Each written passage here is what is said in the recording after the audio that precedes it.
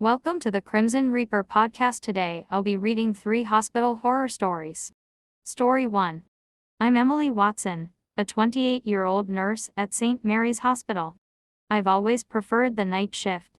There's a strange calm that comes over the hospital when most people are asleep, even though the silence can be eerie.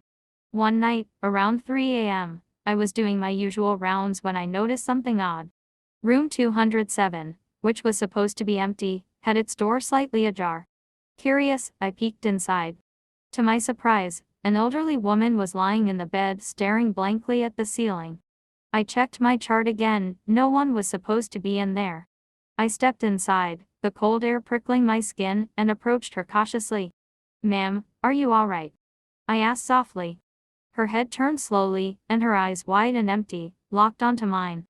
She whispered in a raspy voice, "They're coming for you." A chill ran down my spine. I stepped back, my heart pounding. I quickly exited the room and called the front desk to verify. They had no record of any patient in room 207. Feeling uneasy, I returned to the room, but the woman was gone. All that remained was an old, dusty doll on the bed. The next morning, I reported the incident to my supervisor. She looked at me with a mix of concern and confusion.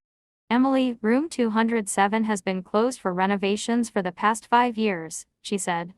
"No one should have been in there." I couldn't shake the feeling of dread. That night replayed in my mind, and I couldn't help but wonder, who was that woman, and what did she mean by "they're coming for you"? Story 2.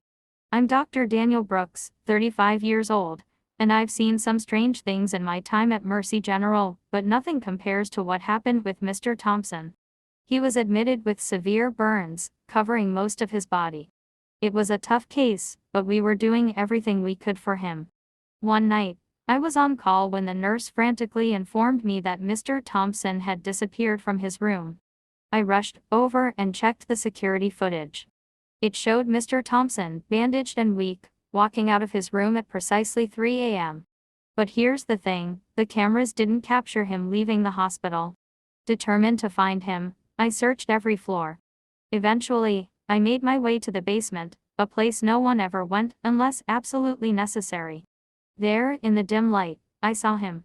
Mr. Thompson was standing in a corner, his back to me. "Mr. Thompson," I called out, but he didn't move. Slowly, he turned around, and I saw his eyes hollow and lifeless. "They told me I had to go," he muttered. I stepped closer, reaching out to help him, but he collapsed into my arms. His body was ice cold. I called for emergency assistance, but it was too late. The autopsy revealed something even more chilling. Mr. Thompson had been dead for hours before he ever left his room. How could a dead man walk?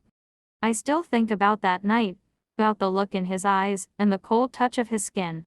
Sometimes, late at night, I wonder who told him he had to go, and where they wanted him to go. Story 3.